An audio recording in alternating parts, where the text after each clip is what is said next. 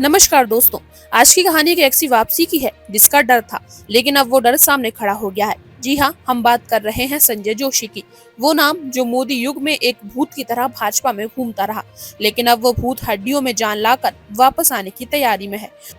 और जैसे ही संजय जोशी सक्रिय राजनीति में लौटते हैं, एक बात तो तय है, अमित शाह के दिन अब गिने चुने हैं। आइए इस पूरे राजनीतिक ड्रामे को एक एक परत खोलकर समझते हैं और जानिए कैसे रेखा गुप्ता का नाम भी इस कहानी में जोर से उभर कर सामने आया है।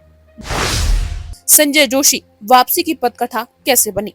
देखिए, राजनीति में कुछ भी अचानक नहीं होता, सब कुछ प्लानिंग से होता है। और संजय जोशी की वापसी भी कोई इत्तेफाक नहीं है। पिछले कुछ महीनों में जो घटनाएं हुई हैं, उन्होंने ये साफ कर दिया कि अब मोदी और शाह की जोड़ी को चुनौती मिलने वाली है, वो भी उन्हीं के घर के अंदर। अब सुनिए जो खबर अंदर खाने से आ रही है। दिल्ली के एक गुप्त ठिकाने पर संजय जोशी की मुलाकात हुई, न सिर्फ नरेंद्र मोदी से बल्कि अमित शाह से भी। हाँ, आपने सही सुना। जिन संजय जोशी को मोदी ने 2005 से लगातार साइडलाइन किया, अब वही मोदी खुद उनसे बातचीत कर रहे हैं।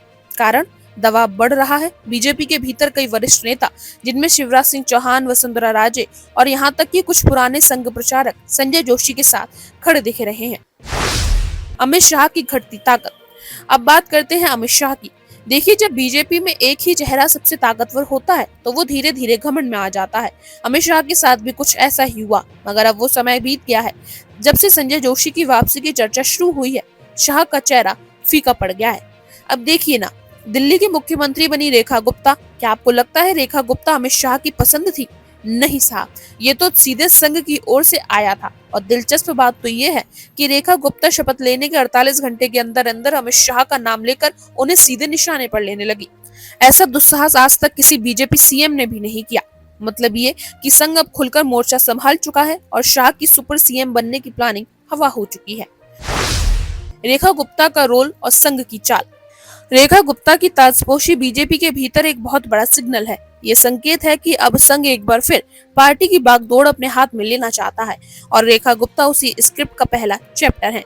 वो संघ की विचारधारा को पूरी तरह मानने वाली नेता है और उनकी साफ साफ बोली बता रही है कि वो मोदी शाह युग में हाँ में हाँ मिलाने वाली नेता नहीं है। दिल्ली की सड़कों पर जैसे ही रेखा गुप्ता पीढ़ी और वर्ग विशेष पर बोलने लगी, वैसे ही शाह खेमे में बेचैनी बढ़ गई। अंदर की खबर ये है कि रेखा गुप्ता का मंत्रिमंडल तय करने में भी शाह का कोई रोल नहीं था। यानी दिल्ली अब संघ के हवाले है और रेखा गुप्ता वही कर रही है जो शायद संजय जोशी की वापसी की जमीन तैयार कर सके। संजय जोशी की ताकत और प्रभाव। अब आइए थोड़ा फ्लैशबैक में चलते हैं। संजय जोशी कौन है? वो नेता जो कभी बीजेपी संगठन में रीढ़ माने जाते थे। गुजरात में मोदी के सीएम बनने से पहले पार्टी को जमीन पर खड़ा करने का काम संजय जोशी ने किया था। लेकिन फिर क्या हुआ? 2005 में एक कथित सीडी कांड के जरिए उन्हें साइडलाइन किया गया और मोदी का उदय हुआ। लेकिन संजय जोशी ने हार नहीं मानी। उन्होंने चुप रहकर काम किया, संगठन से जुड़े रहे, संघ के नेता बने रहे और यही धैर्य अब रंग ला रहा है। आज जब पार्टी के भीतर असंतोष बढ़ रहा है, संघ फिर से संतुलन लाना चाहता है और संजय जोशी वही संतुलन है। अब जब वो सक्रिय राजनीति में लौटते हैं और लौटेंगे तो ये तय है कि भाजपा की आंतरिक राजनीति पूरी तरीके से बदल जाएगी। अमित शाह की एक छत्र बादशाहत खत्म होगी। मोदी को भी अब पुराने चेहरों से समझौता करना पड़ेगा। अब क्या होगा बीजेपी में? अब सबसे बड़ा सवाल आगे क्या? तो सुनिए ध्यान से। जिस दिन संजय जोशी को पार्टी में कोई पद या जिम्मेदारी मिलती है, उस दिन से भाजपा के अंदर एक संतुलित युद्ध शुरू हो जाएगा। शाह खेमे में नेता पीछे हटेंगे और संघ के करीबी नेता आगे आएंगे। शिवराज सिंह चौहान जो अभी पार्टी अध्यक्ष पद की रेस में है, उन्हें भी संजय जोशी का नैतिक समर्थन मिलेगा। वसुंधरा राजे जैसे नेता जो कभी साइलेंट हैं, वो भी एक्टिव होंगे। रेखा गुप्ता जैसी नई नेता भाजपा का भविष्य तय करेंगी। मतलब साफ है, 2024 के बाद अब 2025 भाजपा के लिए सत्ता की नहीं, अस्तित्व की लड़ाई होगी। तो दोस्तों, कहानी अभी शुरू हुई है। जो लोग समझ रहे थे कि भाजपा में सब कुछ सेट है, उन्हें झटका लगने वाला है। संजय जोशी की वापसी, अमित शाह की कमजोरी, रेखा गुप्ता का उभार, ये सब इस बात का संकेत है कि अब भाजपा में एक नया अध्याय खुलने वाला है और उस अध्याय का नाम है संघ की वापसी और मोदी शाह की चुनौती। आपको क्या लगता है, क्या संजय जोशी फिर से भाजपा की रणनीति के मास्टरमाइंड बनेंगे? क्या शाह को साइडलाइन किया जाएगा? संजय जोशी जो हैं, उनको लेकर के बहुत चर्चाएं हुई, नाम इतना उठा बहुत ज्यादा। और ये वो नाम है कि पूरे आरएसएस के हर व्यक्ति को स्वीकार कर ले नरेंद्र मोदी, लेकिन इस व्यक्ति को अपने साथ सिस्टम में आने कभी नहीं देंगे।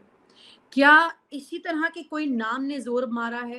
क्योंकि आरएसएस में भी संजय जोशी के नाम की चर्चा अच्छी खासी हुई है कि प्रेसिडेंट की पोजीशन के लिए या महामंत्री की पोजीशन के लिए इस तरह से करके संजय जोशी को वापस एक्टिव पॉलिटिक्स में लाया जाए। लेकिन यहाँ पर पिछले कुछ टाइम से जब से ये अंदर ये जो फेविकोल की मैं बात कर रही हूँ, जो भागवत जी के पास मिलने गए हैं मोदी जी, कुछ टाइम से चीजें फिर से वापस दबने लगी हैं।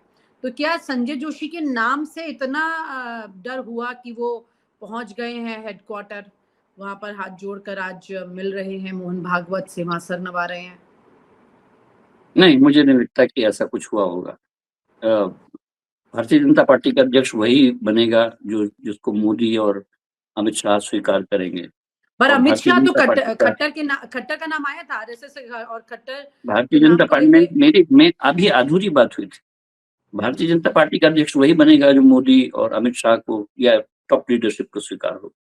लेकिन भारतीय जनता पार्टी का अध्यक्ष वही बनेगा जो संघ को भी स्वीकार होगा। ये आपस की स्वीकार्यता का सवाल है। एक दूसरे पर नाम थोपने के बजाय एक दूसरे के नामों को एक्सेप्ट करने का सवाल है शायद। मतलब सबको चलना चाहिए, आरएसएस को भी, अमित शाह को भी, नरेंद्र मोदी को भी, सबको स्वीकार होना चाहिए तभी बनेगा। और जिस दिन ऐसा कौन सा अगर नाम? ऐसी स्वीकार्यता आई तो दो फाड़ होंगे लोग। ओके, ये कैडर है, बीजेपी का एक कैडर है, दो संघ एक फाड़ कैडर तब नहीं हो जाएगी संगठन जब है। एक व्यक्ति को चुनेंगी और दोनों ही अपनी मर्जी से उससे काम करवाना चाहेंगे, आरएसएस इसीलिए भी तो और वो बीजेपी भी ऐसा फैक्टर बन होगा ही नहीं, ऐसा क्यों? होगा ही नहीं। तभी तो भारतीय जनता पार्टी के अध्यक्ष चुनने में इतनी देरी हुई है। कुछ तो है ऐसा और कौन कुछ। सा चाणक्य बुद्धि लेकर आएंगे जो दोनों को संभाले तराजू में बराबर तरीके से? मैंने कहा कि भारतीय जनता पार्टी का अध्यक्ष जब जब कोई पार्टी सत्ता में होती है, जब जब कोई पार्टी सत्ता में होती है, तो मैं आपको नवभारत टाइम्स के बहुत पुराने राजेंद्र माथुर एडिटर रहे हैं। उन्होंने जब जनता दल की सरकार थी तब एक एडिटोरियल लिखा था जी, और वो एसआर बोम्मई के बारे में था जो जनता दल के अध्यक्ष बनाए गए थे। उनका कहना ये था कि किसी भी सत्तारूढ़ पार्टी को ऐसे अध्यक्ष की जरूरत होती है जो भोंदू। और अच्छा, उस एडिटोरियल का शीर्षक ही था भोंदू अध्यक्ष। तो भोंदू अध्यक्ष ढूंढेंगे। मैं ये नहीं कह रहा हूं कि इस समय इन लोगों को भोंदू की तलाश है, लेकिन सिंबलिज्म ये है कि अगर प्रधानमंत्री का लेवल का आदमी हमारे पास है तो वो किसी भी पार्टी का अध्यक्ष एक प्रधानमंत्री के लेवल पर पहुंच जाता है। ऐसे में प्रधानमंत्री से के कद के बराबर ना हो, लेकिन उससे उसके उसके साथ खड़े होने लायक तो हो, कोई जी, ऐसा अध्यक्ष चाहिए। ऐसे में मैंने फिर कह रहा हूं कि ना सवाल ओबीसी का है, ना दक्षिण का है, ना उत्तर का है। सवाल ना ये है महिला कि का है। ना महीना का भी नहीं, जो भी बनेगा वो अध्यक्ष। हमारे देश में तो व्यक्ति का ऐसा है कि जिस पत्थर को भी आप मंदिर में जिस टेढ़े मेढ़े किसी को भी रख दीजिए, हम तो पूछने लग जाते हैं उसको। तो एक लीडर का है। भारतीय जनता पार्टी हो सकता है कि ये चाहती हो कि ये सिंबलिज्म में सिमट जाए और अध्यक्ष सांकेतिक हो, जबकि संघ का कहना ये होगा कि अध्यक्ष सांकेतिक ना हो, वो एक पावरफुल, सोचने समझने वाला, चीजों को संचालित करने वाला हो, क्योंकि हमें अगले 10 साल के और आगे देखना है। अच्छा, मतलब तेज दिमाग अब का आप चाहिए।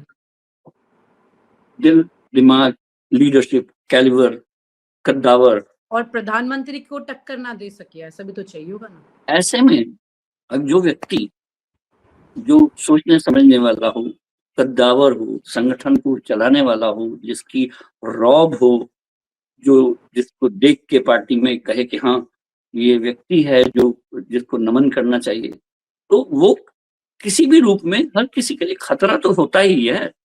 हम्म, पता नहीं कब, अभी तक तो दिमाग ठीक है, लेकिन कुर्सी पर आके क्या बिहेव कर सकता है।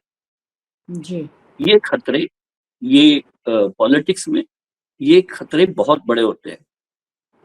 अपनी कुर्सी पर बने रहने के लिए न सिर्फ अपने को साधना पड़ता है, बल्कि पार्टी को साधना, विपक्ष को साधना, देश को साधना, ये आसान काम थोड़ी है।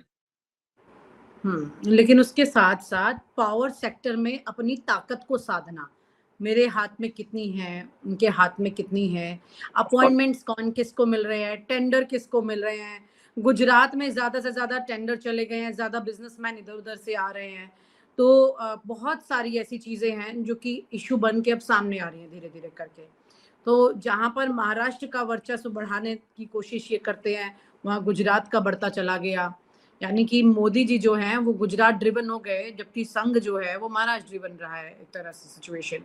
तो ये भी तो बैलेंस करना पड़ेगा ना यहाँ पर सर।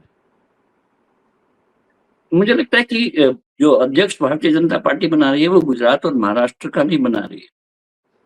वो अध्यक्ष भारत का बना रही है, अपने अखिल भारतीय अध्यक्ष का सवाल है।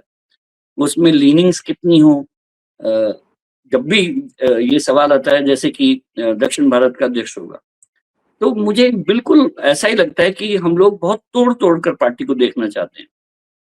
अगर दक्षिण का अध्यक्ष बना के क्या कहना हम संकेत देना चाहते हैं कि अब हमने उत्तर भारत में बोरिया समेटने का निर्णय लिया है और दक्षिण की सीटें ही हमारी फोकस में है। इतना खतरा तो बीजेपी नहीं लेगी कि अपनी जमाई जो जड़ें हैं उनको उखाड़ के कहीं और लगाए, ऐसी जगह लगाए जहां पर अभी उगने की कोई संभावना ही नहीं है। भारतीय जनता पार्टी अध्यक्ष भले ही साउथ का बना ले, लेकिन उसका कंसिडरेशन ये नहीं होगा कि ये दक्षिण में जड़ें जमाने के लिए। उसका कंसिडरेशन ये हो सकता है कि वहां एक कोई कद्दावर नेता सामने आ गया है जो हमारे अनुकूल भी है, संघानुकूल भी है, मोदी और शाहानुकूल भी है। लेकिन वो अनुकूलन तो होना होगा। और आप हमसे जुड़े रहने के लिए सब्सक्राइब करें YouTube पर, फॉलो करें Twitter पर और लाइक करें Facebook पर। और ज्यादा जानकारी के लिए आपको टाइप करना होगा सिर्फ न्यूज नशा। और आप हमसे जुड़े रहने के लिए सब्सक्राइब करें YouTube पर, फॉलो करें Twitter पर और लाइक करें Facebook पर। और ज्यादा जानकारी के लिए आपको टाइप करना होगा सिर्फ न्यूज नशा।